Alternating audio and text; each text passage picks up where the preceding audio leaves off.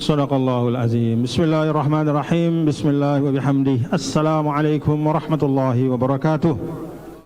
Alhamdulillah, salatu wassalamu ala habibina Rasulillah Sayyidina wa maulana Muhammad ibn Abdillah wa ala alihi wa sahbihi wa man tabi'a hudah ila yaumil qiyamah, amma ba'du. Mari bersama kita memulaikan majelis kita dengan membaca niat i'tikaf ya. Bismillahirrahmanirrahim. Nawaitul i'tikaf fi hadzal masjid ma dumtu fihi lillahi ta'ala. Saya berniat i'tikaf di masjid ini selama saya berada di dalamnya karena Allah. Bapak-bapak dan saudara-saudara, kita bersyukur pada siang hari ini ba'dal Jum'ah, pada hari yang istimewa menjelang 17 Agustus, hari kemerdekaan Republik Indonesia yang keberapa? 79, 1945, sekarang 2024. Alhamdulillah. Menjelang 17 Agustus ini, kita masih diizinkan oleh Allah Subhanahu wa Ta'ala untuk membaca satu ayat dari 6.600-an ayat dalam Al-Quran. Yang ayat ini kebetulan ya, juga mengingatkan kepada kita betapa besarnya peran Allah Subhanahu wa Ta'ala ya, di dalam menyatukan umat manusia. Termasuk juga tentu bagian dari menyatukan umat manusia adalah menyatukan bangsa kita. Maka benar yang disampaikan oleh para pendiri bangsa, atas berkat rahmat Allah. Itu benar. Alhamdulillah. Ayatnya ayat 200 berapa tadi? 213 ya. Bismillahirrahmanirrahim. Kana an-nasu ummatan wahidah. Manusia itu kana ya. Kana itu merujuk kepada masa yang lalu. Kana an-nas, manusia itu dahulunya ya, ummatan wahidah, satu umat. Fa ba'atsallah, lalu Allah mengutus para nabi ya. Fa ba'atsallah, lalu Allah mengutus an-nabiyyin, para nabi. Mubasysyirin, memberi kabar gembira, wa mundhirin, dan memberi peringatan. Wa anzala ma'ahumul kitab, dan Allah menurunkan bersamaan dengan mereka. Jadi nabi itu turun, para rasul itu datang bukan dengan tangan kosong, tetapi ada yang dibekali ya. Ada yang dibawa. Apa yang dibawa oleh mereka? Alkitab. Alkitab di sini adalah jinsul kitab. Jadi kata kitab di sini merujuk kepada masing-masing kitab suci yang dibawa oleh para nabi dan para rasul. Nabi Musa membawa Taurat, Nabi Isa membawa Injil, dan Sayyiduna Rasulullah Sallallahu Alaihi Wasallam membawa Al-Quranul Karim. Bil haqqi ya, bil haqqi itu artinya mutalabbisan bil haqq. Jadi kitab itu isinya mengandung kebenaran. Bahkan kata para ulama, kata bil haqq ini bukan berarti sekedar Al-Quran itu di dalamnya ada kebenaran, tetapi bil haqqi itu artinya Al-Quran atau kitab suci itu semuanya kebenaran ya.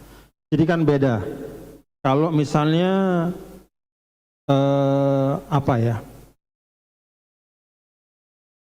di dalam rumah itu ada berkah ya, ada satu keberkahan, itu bisa dimaknakan bahwa ada sesuatu di dalamnya ya, yang membawa keberkahan, tapi tidak semua ya. Tetapi kalau mengatakan rumah itu sendiri adalah berkah, nah, itu artinya rumah dan isinya semuanya ya. Maka di sini kira-kira seperti itu. Wa anzala ma'ahumul kitaba bil haqq, bahwa al-haq, kebenaran itu bukan hanya sekedar sebuah isi ya dari kitab suci, tetapi semuanya kitab suci itu sesungguhnya seluruhnya adalah kebenaran. Liyahkuma bainan nas ya. liyahkuma, yaitu untuk memberikan hukum atau keputusan, bainan nas, di antara manusia.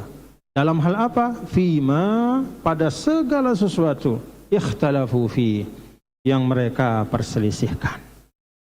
Wa makhtalafa fihi, dan tidaklah berselisih padanya, illal ladzina utuhu, kecuali mereka yang telah diberikan Alkitab, mim ba'di ma ja'atuhumul bayinat, setelah datang al-bayinat, beragam bukti kebenaran.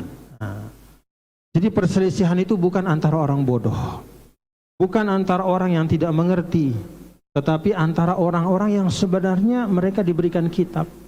Sebagian ulama mengatakan ayat ini merujuk kepada orang-orang Yahudi yang tidak mau menerima kenabian Rasulullah sallallahu alaihi wasallam, bukan karena mereka tidak tahu, bukan karena mereka tidak mengerti, karena ilmunya ada pada mereka. Di dalam Taurat mereka itu ada bisyarah, ada kabar tentang datangnya Nabi akhir zaman. Tetapi justru mereka berselisih dan tidak mau beriman. Kenapa? Baghyam bainahum. Karena kedengkian bainahum, di antara mereka. Jadi masalahnya bukan al-haq wal batil, tapi masalahnya adalah ridho atau dengki. Dan mereka tidak ridho. Kata mereka, kan biasanya nabi dari kita, kok tiba-tiba sekarang nabinya orang Arab. Nah, kira-kira kayak begitu. Kan biasanya harusnya dari kita, kelompok kita, kok dari kelompok dia. Baghyam bainahum. Bukan tentang hak dan batil, bukan tentang mengetahui dan tidak mengetahui, tetapi tentang ikhlas atau tidak menerima kebenaran. Fahadallahu alladhina amanu limakhtalafu fihi minal haqq.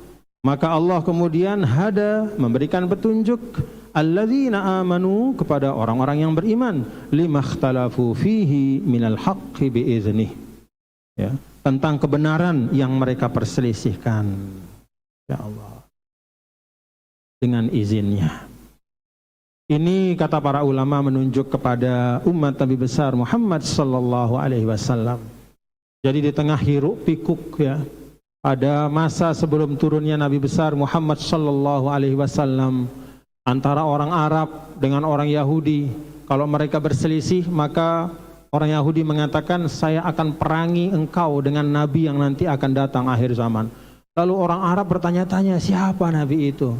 Dari mana dia? Wah, semua lagi bingung pada saat itu. Nah, kemudian hadallahu alladzina amanu, maka Allah memasukkan hidayahnya kepada hati-hati orang-orang yang beriman. Limakhtalafu fihi minal haqqi bi'izni, untuk mengetahui siapa nabi akhir zaman dan kebenaran apa yang dibawa oleh Nabi besar Muhammad sallallahu alaihi wasallam. Wallahu yahdi man yasha'u ila siratim mustaqim.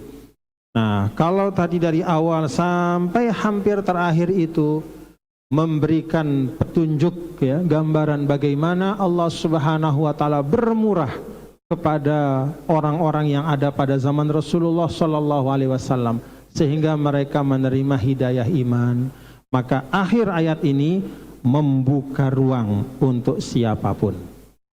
Kalau dulu pada masa Nabi itu orang Arab yang awalnya nerima, ya, orang-orang yang ada di sekitar Rasul. Ada istrinya Khadijah, ada sepupunya Sidina Ali, ada sahabatnya Abu Bakar, ada Sidina Utsman, dan ada beberapa orang tokoh-tokoh. Kemudian bahkan ada budak juga, Sidina Bilal bin Abi Rabah, dan beberapa orang. Maka setelah Rasulullah sallallahu alaihi wasallam pindah ke Madinah, lalu kemudian mulailah tersebar orang-orang yang non-Arab juga menerima hidayah Rasul. Begitu Nabi SAW meninggal, para sahabatnya berkeliling, tersebar ke seluruh dunia. Dan di antara berkah dari para sahabat Nabi SAW adalah hidayah Islam yang sampai kepada kita di Indonesia. Wallahu yahdi man yasha. Jadi kata para ulama, akhir ayat ini adalah imtinanun minallahi subhanahu wa ta'ala wa tafaddulun minhu. Ini menunjukkan bagaimana luasnya karunia Allah kepada siapa yang Dia kehendaki. Karena itu kita sebagai umat Islam, bapak-bapak, saudara-saudara, kalau bagi kita, alhamdulillah, kita syukuri ya, alhamdulillah. Kalau kita melihat ada saudara kita yang belum menerima hidayah, tidak boleh dicerca, karena kita tidak tahu kapan hidayah itu sampai kepada dia.